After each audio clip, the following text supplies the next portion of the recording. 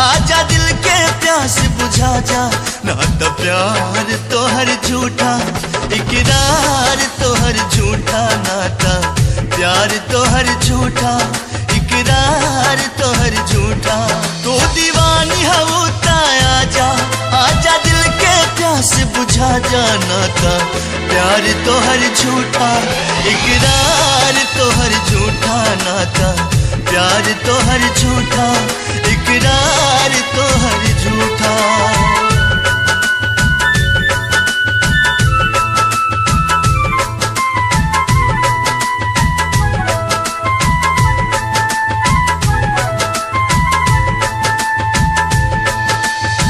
ए चांद हमरा यार के चेहरा के दीदार दे दा। ए चांद हमरा यार के चेहरा के दीदार दे दा। तू हमरा बेचैन दिल के करार दे दा। दुनिया में बस थोड़ा सा रोशनी उधार दे दा। याद बा हमरा खातिर तू हर तूफान से टकरा जानू। हमरा एक आवाज पे दौड़न बाबरी होके आ जालू। ओ दीवानी, ओ दीवानी। याद बा हमरा खातिर तू हर तूफान से टकरा जानू। हमरा एक आवाज पे दौड़न बाबरी होके आ जालू।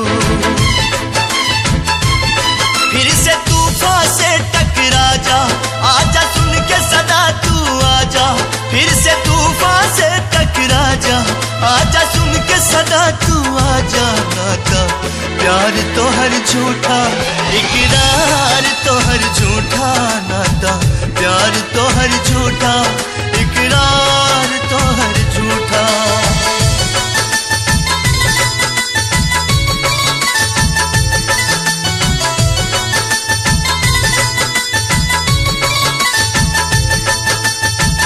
तोहरे इंतजार में अटकल हमर परान बा। मर के भी धड़कत रही करे जा। आज मोहब्बत के इम्तिहान बा। बतावे या तू बाबा केहू के आइल जरूरी बा। कदम बढ़ा के रोका तारू ऐसन का मजबूरी बा।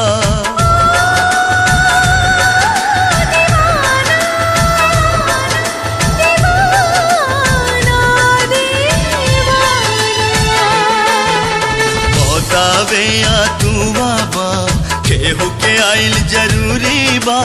कदम बढ़ा के रोका तारू ऐसन का मजबूरी बा।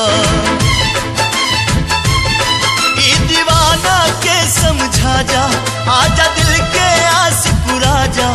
बस आखिर झलक दिखा जा, आजा दिल के प्यास बुझा जा। नाता प्यार तो हर झूठा, इकरार तो हर झूठा, नाता प्यार तो हर झूठा, इकरार तो हर झूठा।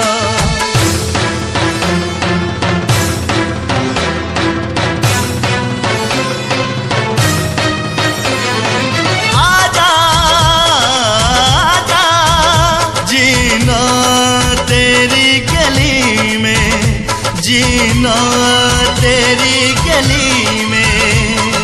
आजा आजा सूरज भी रहित त जल जाइत, ऊहो बेवक्त निकल जाइत। देख के हमरा हालत के पत्थर भी रहित त पिघल जाइत।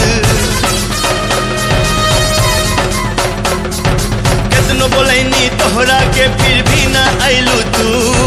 बहे लगल अखियन से हमरा आंसू बन के लहू, आंसू बन के लहू, आंसू बन के लहू। रो रो के यदि हम मर जाइब त इतना वफा निभा दीहा। आ चल के अपना कफन बना के चुपके से दफना दीहा। आ चल के अपना कफन बना के चुपके से दफना दीहा, चुपके से दफना दीहा।